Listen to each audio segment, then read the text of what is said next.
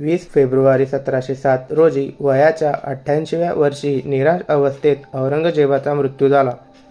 ताबडतोब त्याची मुले मुअज्जम उर्फ आलम, आझम आणि कामबख्श यांच्यात सत्तेसाठी संघर्ष सुरू झाला. त्यात औरंगजेबचा मोठा मुलगा मुअज्जमने 18 जून 1707 रोजी आग्र्याजवळ जजाऊ येथे आझमचा पराभव करून त्याला ठार केले. त्यानंतर दक्षिणेत येऊन त्याने कामबख्शशी संघर्ष सुरू केला. त्यात 13 जानेवारी 1709 रोजी हैदराबादजवळ कामबख्श मारला गेला.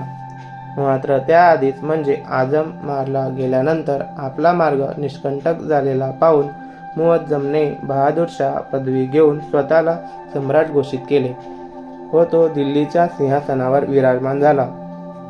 त्यावेळी त्याचे वय 62 वर्ष होते आणि एवढ्या मोठ्या साम्राज्याचा डोलारा सावरण्याची क्षमता बहादूरशाहमध्ये नव्हती.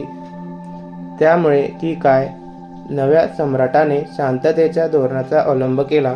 त्याचे एक उदाहरण म्हणजे 1689 पासून मुघलांच्या कैदेत असलेल्या शाहूंची त्याने सुटका केली व त्याला दक्षिणेत जाण्याची अनुमती दिली.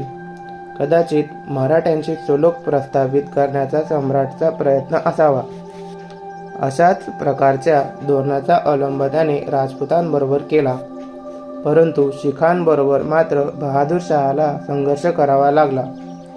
कारण गुरु गोविंद सिंगच्या हत्येनंतर बंदा बैरागीने पंजाबमध्ये शिखांना एकत्र आणून मुघलांविरुद्ध जोरदार मोहीम सुरू केली. या संघर्षात अखेर बंदा बैरागीचा पराभव झाला. त्यानंतर मुघलांनी 1711 मध्ये सरहिंद पुन्हा जिंकून घेतले. पण या सर्व प्रकारात बहादूरशाह शिखांना मित्र बनवू शकला नाही किंवा त्यांचे दमनही करू शकला नाही. 17 फेब्रुवारी 1712 रोजी सम्राट बहादूरशाहचा मृत्यू झाला. प्रसिद्ध लेखक सर सिडनी ओवन म्हणतात, ज्याच्या विषयी काही चांगले शब्द वापरता येतील असा हा शेवटचा मुघल सम्राट होता.